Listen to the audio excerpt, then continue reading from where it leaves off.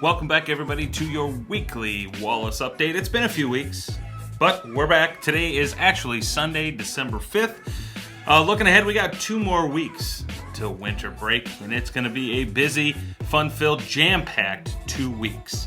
So, for starters, elephant in the room.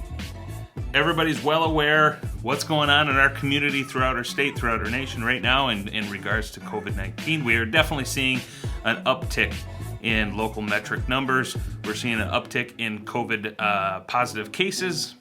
We are working very hard, and I mean we, meaning our team here at Wallace, are working extremely hard to do everything we can to ensure that we are following our guidelines and doing everything we can to ensure that our school environment and our community are healthy and safe.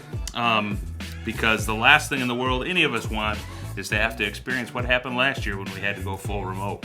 So with that being said, a couple things to touch on.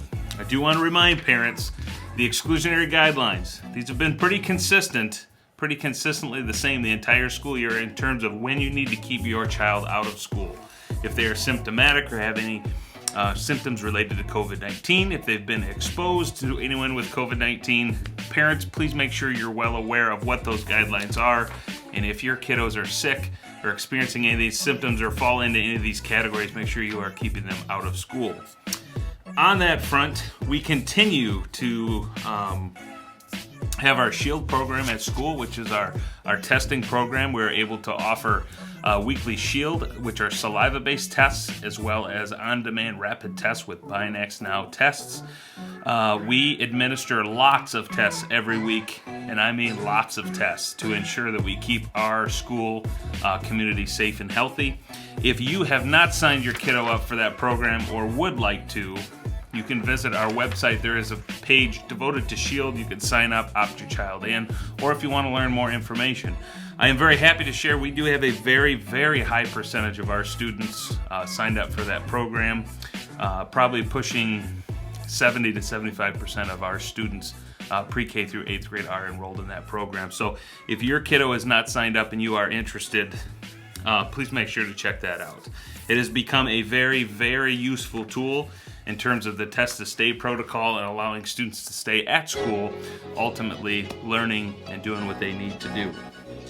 On that front, just a fact to share, when it comes to close contacts, if you recall last school year, if we had a close contact situation to a positive COVID-19 case, unfortunately it automatically meant that a kiddo was going to be excluded from school for 14 days. We've come a long way since last year. Now we have the test to stay protocol. We have in-house testing that allows us to safely keep kids at school in those situations. So we've come a long ways. We understand there's still headaches and inconveniences involved with that process with parents. For example, our on-demand drive-up testing in the mornings is 8:45 to 9:15. Understand that that's not ideal for parents that need to work. However, I just want to remind folks, if we go back a year, look how far we've come in a year, and we're able to offer these things and ultimately keep kids in their seats in the classroom where they need to be. Also, close contacts, where have we seen them? Primarily, they're coming from 2 different locations.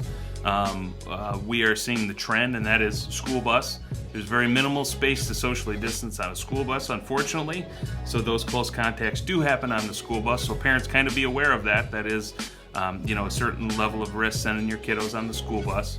And also through extracurriculars, athletics, sports, we are seeing some of those close contact scenarios. Our teachers and staff have worked very hard to create learning spaces throughout the building that eliminate close contact situations in our classroom. However, they're not fully avoidable. They still do happen.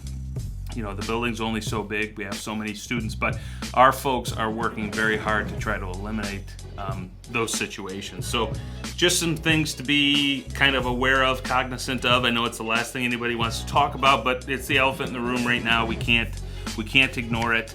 We got 2 weeks to get to break. We got to do everything we can together to try to get there safely and keep our school open. Let's switch gears. Let's talk about some positive stuff. Let's talk about Christmas. I got my plunger Christmas tree here in my office, so let's talk Christmas. We got 2 weeks till Christmas break, and we got some fun stuff planned for the kids for those 2 weeks. We have our winter break countdown, so we have theme days for the next 2 weeks going on. We've broken it down. Next week are going to be all holiday Christmas movie theme days. Mondays, Elf, and then Grinch, Home Alone, Christmas Vacation, and Polar Express. And then our last week are going to be all Christmas song themed days, like Rocking Around the Christmas Tree, Santa Claus is Coming to Town, Deck the Halls. It's beginning to look a lot like Christmas. So parents, if you haven't seen this, I'll email this out to everybody. It's available on our website under the Holiday Happenings tab or also on social media. So very excited. Kids, I think, are going to have a blast with this stuff. Other holiday stuff going on. Our annual band and choir concert is back on this year, hopefully, pending nothing crazy happens to where we would need to cancel that. But our holiday concert is on. It's Monday, December 13th, 1:30 in the North Gym. Spectators are welcome. We do not have a limit on spectators. Just got to wear a mask when you come in the building. We will also be live streaming that event on Facebook. So very excited to have our band and chorus back performing. And the last thing, one of the biggest things going on between now and Christmas is our annual kindergarten through fourth grade Christmas program. This flyer, again, out there, sent out to parents. It's online. It's on social media. Our annual Christmas program. We're very, very much following a similar format to what we've done in the past in terms of we will offer a 1:30 matinee performance and then an evening performance as well. The kiddos are asked to dress formal, semi-formal attire for the evening performance, look nice. All the details are on this flyer that's going to go out to parents. But here's the big thing. This is the big thing. We have to limit to 2 spectators per student for each performance.